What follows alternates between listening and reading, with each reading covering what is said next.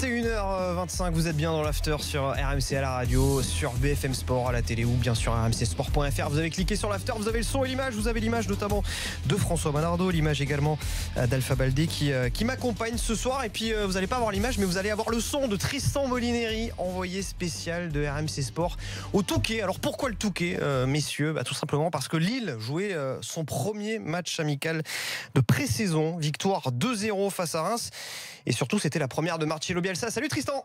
Salut Arnaud, salut messieurs. Salut Tristan. Salut. Bon, victoire 2-0 des Lillois et avec en prime des buts des recrues déjà. Bon, enfin tu me diras, c'était difficile de faire autrement vu qu'il n'y a que des recrues là-bas, mais les recrues ont marqué.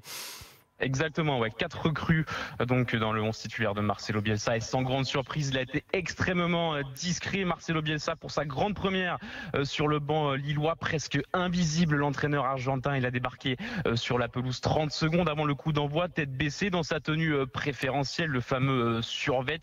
Et il a laissé le loisir à ses adjoints de donner les consignes puisqu'il est resté scotché sur le banc toute la rencontre. Il est resté très stoïque, prenant énormément de notes. Les journalistes étaient bien évidemment tenus à l'écart, parqué derrière le grillage qui clôture le stade Gérard Houllier ici au Touquet. Beaucoup de monde pour assister au premier match amical du LOSC. Plus de 2000 personnes à la louche dans un stade qui n'en compte que 1500. Donc beaucoup de supporters parqués contre les grillages et des supporters déçus de ne pas avoir eu un petit signe de la main, un petit geste de l'Argentin, mais globalement satisfaits du spectacle proposé, donc de cette victoire 2-0 grâce à Ezequiel Ponce et donc Luis Araujo. Et on a retrouvé assez vite les fondamentaux bielsistes, si l'on peut dire, avec des latéraux très hauts, mal cuits et le jeune Kwame sur le côté gauche et un pressing de tous les instants, notamment par Amadou et Thiago Mendes. Donc voilà, ça se met doucement en place, même si ça manque forcément d'automatisme. Et puis il est reparti comme il est arrivé, Loco, tête baissée et comme une ombre.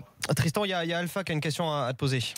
Salut Tristan, comme son premier match avec Marseille face à Leverkusen, est-ce que, là il a pas mis beaucoup de temps à travailler avec le groupe. Est-ce que tu penses qu'il y a quelque chose qui se dégage tactiquement ou est-ce qu'il a déjà un norme au milieu comme il nous avait fait Payet, un 8 dans son 4-1-4-1. Est-ce que tu vois qu'il y a quelque chose au fait? Est-ce que tu penses qu'on peut déjà avoir des prémices sur le jeu ou la tactique qu'il veut adopter avec cette équipe, avec des joueurs? Écoute, on retrouve quand même la philosophie qu'il avait adoptée à l'Olympique de Marseille avec, comme je te le disais, des latéraux très hauts, mal cuits et Kwame, donc un énorme pressing, notamment des milieux défensifs. Il a placé Benzia en numéro 10 et puis le jeune Araujo sur le côté gauche. On sait que Bielsa adore façonner les jeunes comme il avait fait à l'Olympique de Marseille avec notamment Mendy ou Imbula. Donc voilà, on retrouve le Marcelo Bielsa de Marseille. En tout cas, pour l'instant, ça y ressemble fortement. Bien, merci beaucoup Tristan pour toutes ces petites infos. On a Xavier qui a fait le 32-16 supporter du LOSC. Salut Xavier. Oui, bonsoir, je salue les lofters de l'after. Les lofters de l'after, c'est sympa ça. Le loft de l'after, c'est bien. Voilà.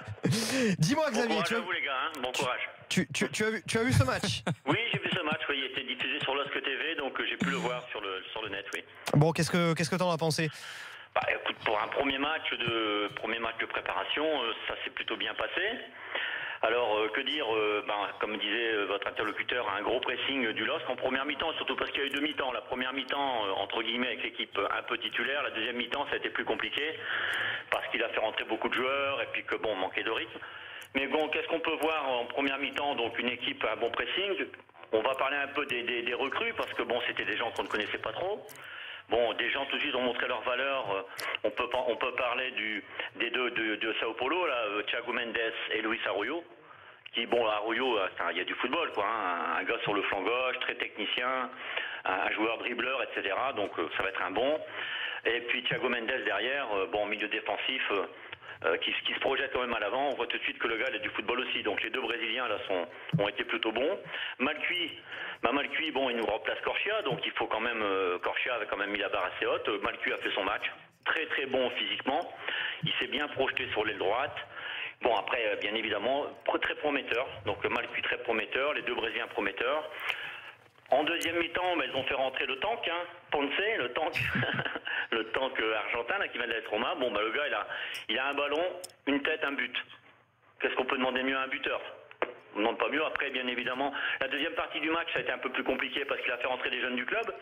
C'est ce que je tenais à préciser aussi, parce que bon, même si on a eu 11 recrues étrangères, il a quand même fait rentrer, il a fait quand même jouer en titulaire gauche Kwame, qui est du club, Faradjé, Paulet et il a fait jouer Terrier aussi. À la fin, il y avait quand même 4 jeunes du LOSC qui étaient là. Donc malgré qu'il fait venir des recrues sud-américaines, il laisse quand même sa chance, en tout cas pour ces matchs-là, aux jeunes du club. Il faut le signaler quand même. Voilà. Après, c'est Benzia qui tenait le jeu. Bon, Benzia s'est affûté. Après, en deuxième mi-temps, c'est Balouli qui l'a remplacé. Bon, Balouli, par contre, il a encore un peu de kilos à perdre. Mais un match, moi, je trouve qu'un bon premier match, un bon état d'esprit. Les joueurs entre eux ont l'air de s'apprécier. Bon, après, il faut voir évoluer. Bon, mais je pense que c'est... Xavier Ouais. Xavier, on a bien vu, hein. Tu l'as vu le match, c'est certain. Ouais. Oui, en tant que lofter, j'avais une question à te poser. Je t'en prie. Et comment tu les as trouvés? Non, et sérieusement, physiquement, tu les as trouvés comment, tes Lillois? Parce que on sait que Bielsa, par rapport à ce qu'il demande en termes de pressing, il a une charge physique qui est très importante. Et sur un premier match, moi, ma crainte, c'était qu'ils soient un petit peu essoufflés. Est-ce que tu les as vus tenir ce rythme en 90 minutes? Ils ont abordé le match tambour battant, beaucoup de pression sur les Rémois. Alors bon, c'est difficile à juger Lille par rapport à Reims. Reims, c'est aussi une équipe qui démarre, mais ils ont étouffé Reims, du pressing très très haut, tous les joueurs, beaucoup de pressing. Donc ils ont tenu la cadence. Surtout en première mi-temps. Première mi-temps, c'était un pressing quasiment pendant 45 minutes. Et c'est nouveau parce que nous, quand même, supporters du LOSC, on a quand même vécu des purges avec des matchs qui jouaient à 4 km/h pendant tout le match. Là, voir des joueurs au pressing, même des gars comme Benzia. Donc, a priori, attention, il l'a déjà affûté. Oui. Bon, il les a déjà affûtés en même temps, c'est ce qu'il avait fait aussi à l'Olympique de Marseille. Tu me demandes ce que j'ai vu. Moi, je te dis ce que j'ai vu. Je peux comparer par rapport à ce que j'ai connu. Attention. Après, je te dis pas. Ça reste Reims en face, Reims qui en plus a perdu quelques. Des joueurs, un gars comme Malcuit, de manière on voit que c'est un gars qui est affûté, le petit Kao Kwame à gauche a bien joué aussi en première mi-temps, et puis les Sud-Américains en voient quoi, hein. On voit bien que les gars ne sont pas venus là pour s'amuser. Hein. Ma petite déception, c'est encore Al-Ghazi. Je me demande vraiment ce que va Al-Ghazi, parce que on l'a recruté l'année passée, on l'a pris à Amsterdam, il a fait une deuxième partie de saison très moyenne, et ici, je sais pas, bon, on va encore lui laisser sa chance, mais je suis encore un peu circonspect sur Al-Ghazi. Je me demande si vraiment c'est un joueur qui va évoluer. Je sais pas. Et puis il nous manquait quelques joueurs, quelques recrues. Pépé par exemple qui a été un peu blessé, donc on n'a pas pu voir l'œuvre. C'est dommage parce que j'ai l'impression que Pépé va pouvoir vraiment bien s'intégrer. Et il manquait Bissouma aussi. Donc bon, en tant que supporter... Bien. Xavier, là... merci Xavier de nous avoir donné ton avis. Le premier. Oui, mais c'est bon comme quoi tu vois Marcelo Bielsa, ça fait causer, ça fait causer Pierre peut-être également, qui a fait le 32-16, un autre supporter du LOSC. Salut Pierre. Je sais pas ce qu'il va pouvoir dire, Pierre. Bon, Pierre, Xavier, il a quasiment tout dit là. Voilà, à moins que toi tu sois dans les petits papiers de Bielsa et que tu sois l'entraîneur adjoint. Bielsa était assis. Je pense qu'il a tout dit. Si maintenant je peux me permettre de parler un petit peu de ce qui s'est passé en dehors du terrain et ce qui va se passer dans les prochains jours. Vas-y. C'est quelque chose d'extraordinaire qui est en train de se passer au LOSC, et on le voit un petit peu avec ce qui se passe du côté médiatique. Tout le monde en parle, etc. Ça devient une image de marque comme l'avait voulu Marc Ingla. Et avec l'arrivée là très récemment, parce que vos confrères de l'équipe ont annoncé que dès demain, Thiago Maia et le défenseur Karou, Kalchou, je sais pas comment on dit exactement, seraient à Lille peut-être pour signer un bail de 4 ou 5 ans. Et c'est dans la continuité de ce qu'on espérait, c'est-à-dire une nouvelle équipe, un nouvel élan pour le LOSC, et pourquoi pas espérer de retrouver l'Europe l'année prochaine, quoi. Avec un entraîneur à la baguette qui est juste super. Bielsa, il a fait bouger l'équipe comme pas possible aujourd'hui. Et je pense qu'on a du potentiel pour au moins viser le top 5 cette saison. C'est quoi votre calendrier déjà pour le début de la saison, Pierre? On commence par Nantes, donc le choc Bielsa contre Ranieri. Et ça sera à domicile le dimanche 6 août, exactement à 15h. D'accord. Après, ça reste, Pierre, t'es d'accord avec moi, ça reste un premier match.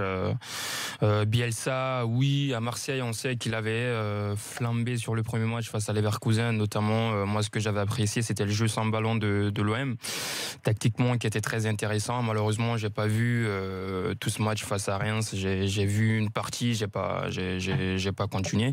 Mais ça serait bien de voir dans la suite, au fait, qu'est-ce qu'il propose. Si déjà il y a une idée qui se dégage, si déjà il a vraiment son effectif et il construit construit autour de qui, quoi. On peut imaginer quand même, parce qu'il avait fait à peu près la même chose à Marseille. Il a fait avec le Loft en 2014, Marcelo Bielsa. Il avait fait venir des joueurs. Il avait construit une équipe. On peut imaginer, même si on est très critique à l'égard, enfin pas mal de gens sont quand même très critiques à l'égard de ce mercato du LOSC, qu'on peut imaginer quand même que lui, il fait pas n'importe quoi, que si ces joueurs sont venus, c'est qu'il avait aussi envie qu'ils viennent. Oui, bien sûr, c'est un bosseur. Ça, moi, je l'avais déjà dit avant. J'ai envie d'y croire à ce LOSC. Non, il fait pas n'importe quoi. Non, mais il sait ce qu'il fait. Il a besoin de tels joueurs. C'est vraiment quelqu'un qui a besoin de telles pièces sur telle machine. Et avec ça va. Il fait pas n'importe quoi. Il fait les choses différemment. Et peut-être qu'on le décrypte un peu mal ou qu'on le traduit un peu mal, et on peut, chez les esprits les plus critiques, penser qu'il fait n'importe quoi. Enfin, il le fait pas tout seul. Une cellule de recrutement avec j'ai oublié le nom du directeur sportif là qu'ils ont recruté, le portugais. Campos. Merci, mais Campos. Mais la spécificité, pardon, je vais y arriver. La spécificité, voilà, François, c'est que lui a un système de jeu et qui fait rentrer des joueurs dans ce système. Voilà. Alors que des fois, tu recrutes des très bons joueurs et puis en fonction de ce que les joueurs te montrent, tu t'adaptes. Lui, il fait les choses d'une manière inverse. Alors c'est ce qui le rend intéressant et singulier. Voilà. Et pour l'instant, ça permet au LOSC de gagner. Donc première victoire, on le rappelle. En amical, ils ont un calendrier. Je regardais. Alors dans la première journée, ensuite ils se déplacent à Strasbourg. Ils reçoivent Caen. C'est abordable. C'est relativement abordable. Ça peut mettre en confiance. Ça peut permettre de construire assez sereinement. Victoire donc 2-0 du LOSC. Ça, c'était en amical au Touquet face à Reims. Je vous rappelle aussi ce résultat de Lyon cet après-midi. Cornet, Maolida, Fekir, Gouiri pour une victoire 4-0 de Lyon face au Celtic. On a également une victoire de Strasbourg, t'en parlais, 1-0 face à Nancy. Et puis Marseille qui joue en ce moment. Marseille qui joue face au Turc de Fenerbahçe. Du français Mathieu Valbuena. Et toujours 0-0. On en est à 35 minutes. Mesdames et messieurs, restez bien avec nous. L'after continue dans un instant. On sera avec Gaël Angoula. Destin incroyable. Je vous en dis pas plus. À tout de suite.